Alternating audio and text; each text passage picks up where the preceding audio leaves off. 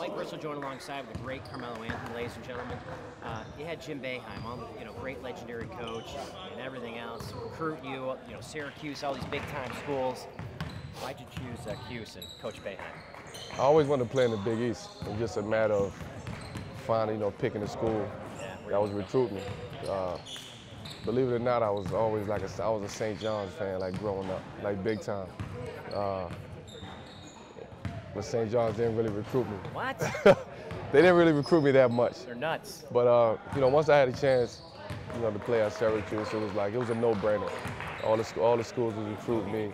And plus, I was just happy to be recruited at the time, coming out of high school. So, to have Boeheim, come to Baltimore, sit on the block with me, while I'm running around being an ordinary teenager.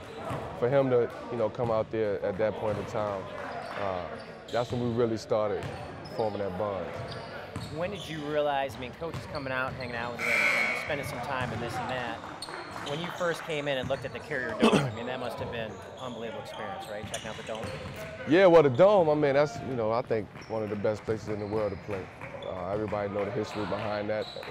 Everybody know the wars that took place in that building. But the first time I saw the Carrier Dome, I think I came to a football game. It was Syracuse was playing Pittsburgh. Okay.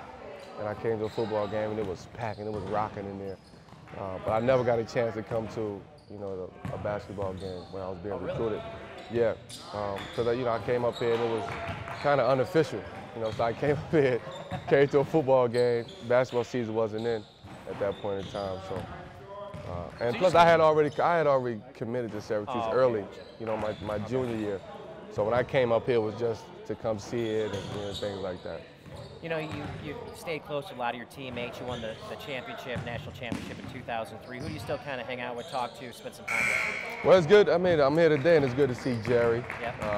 Now that we both in New York, now I come up here to some games. See McNamara a couple times. I see Matt Gorman in here. Matt Gorman's in here today. So it's like the 10-year anniversary of that 03 class. Hakeem, of course, is still in the NBA playing. Josh Space, he email me once in a while, hit me on Twitter, hit me, in the digital space. Yeah.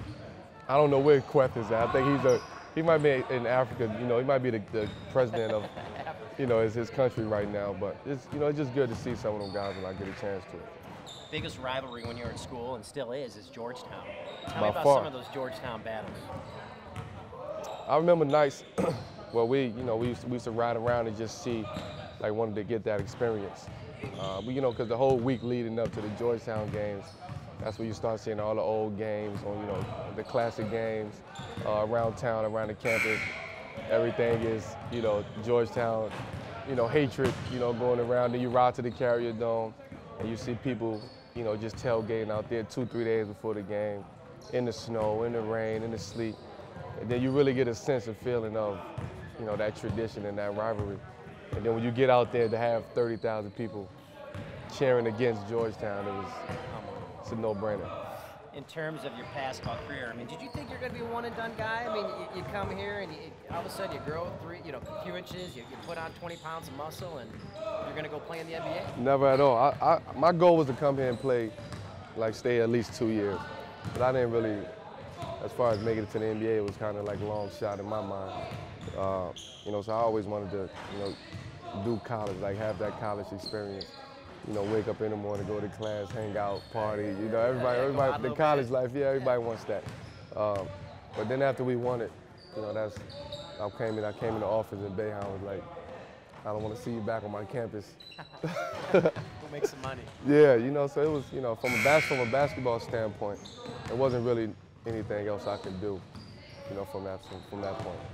And I imagine thinking of Olympian, like Olympian gold and playing the Olympics. Was that something that was a dream as a kid, or? I didn't even think I was gonna make the 04 team.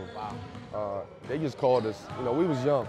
Me and myself, LeBron, Dwayne Wade, Amari. At that point in time, we was all young guys. So we got called up at the last minute. Because you got to think, it was a team in 02, the World Championship team, that they was gonna carry over. To the 2004. So.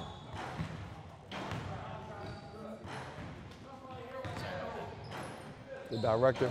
We're gonna get, yeah, the director told me let's do it. Is that better now? Okay. So I gotta get more like this. That's where we're gonna go now. All right, you ready? 3, 2, and 1. So how about sneakers? You're definitely a Nike guy, and Acuse, you're a Nike guy. I mean, did you wear Jordans? What did you wear when you were playing at Syracuse? I wore whatever they sent me. Whatever's free. Yeah, I mean, I wore whatever sneaker they sent me. You know, like you said, Syracuse is a Nike team, Yeah. Nike school, so I wore whatever Nikes that they sent me, whatever Nikes was hot at that time, that's what I wore. Did you switch sneaks a lot? Did you wear a new pair of sneaks every game, or were you like every few games, or what was it? It was every few games. Yeah. You know, in college, we didn't really get that many pair of sneakers at that point in time. Nowadays, you see boxes. Unlimited. Yeah, it's unlimited, so it was every couple games.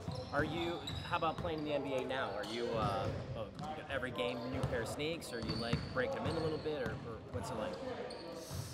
Well, I have my own sneaker now, so Yeah. I try not to do every game because that'd be like 82, 80. Pairs of sneaks. So it's kind of, like every 2-3 games, if it can last the 2-3 games. And then, of course, the big games is always a brand new pair of sneakers. And you're really involved in the whole process, like Yeah. design, the look, all that kind of stuff. How do you try to make your sneaks different from some of the other things out there, sneakers out Well, I there? think the most important thing is performance. As long as you can perform out there, and then you go, it's the comfort, the comfortability level, and then it's the look. The look is the last thing. If you're not comfortable, if you're not, I mean, it should be, but if you're not comfortable out there while you performing, then it don't matter about the look. You're not a low top guy though. You like playing in high tops? Is that kind of Like mids and high top. Yeah, I can't do the low top. You tape both ankles or no? Both ankles. Oh, Yeah. you tape both. Yeah. When we start looking at college players now, or kids that are coming out of high school, and say that you're representing Syracuse, I want the pitch. I want the Jim Boeheim pitch for a kid in high school. What would you say to him to come to Syracuse? I'm that kid right now. I'll just bring you out, walk you around in campus, Yeah. take you to one of the big games, walk you past this building. Not in it. Walk past. Walk past, just get a glimpse, Right. make you wonder what's inside, and then I'll bring you in here, see the facility, Yep. see what we're about. I want the sales pitch. I want to see, what would you say to that kid? You gotta come here. This is There's the no best. other school in the world that you should be at but Syracuse. You won championship 2003. Maybe this kid could win the next championship. You come in, we won't do the videos and the photos and the photoshopping and all that. But what we will do is just show you, the history of the school, the good times, and where you can be, what you can be part of. Starting lineups when you're getting announced and all that kind of stuff. In their Carey Dome, 34,000 fans going nuts, announcing your name. Was there anything like it? No, not at all. The one moment I can say that I never forget was my last game in the Carey Dome. We played St. John's. It was for us to go 17-0. And as I'm walking out, walking into the locker room, the tunnel, the fans started chanting "one more year." So we had 30-something thousand people That must have been amazing. walking out, just chanting, "one more year." And so that. I had chills going in that night. When you were here freshman year, did you spend some time, did you like some football players, lacrosse players, did you kind of hang out with everybody, or was it mostly hoop players? Or? Nah, I mean, I try to utilize my college experience as much as possible. So I had football guys that stayed next door to me, lived next door to me in their apartments. The lacrosse team, they was hot and popping up here at that time. That was the year they three-peated. So they was see them around town and hang out with them guys and things like that. So it was fun times up here. When you won the national championship, the place went nuts. I mean, you brought Syracuse. You brought Jim Boeheim and everybody a national championship. Does it get any better? I mean, Olympic gold, obviously. No, it don't get no better. I mean, especially for a team, a school, and a city, a town that's been craving for a championship. And for me to be a part of that was definitely big time. So when we got back after the championship game to have that parade, it was unbelievable. 100,000 people out there for a parade. current Knicks team, you got Jason Kidd run the point. He's able to, obviously see you and feed you and get you the ball where you need it to be. Tell me about this year's team. I love the the structure of this team. We have older guys.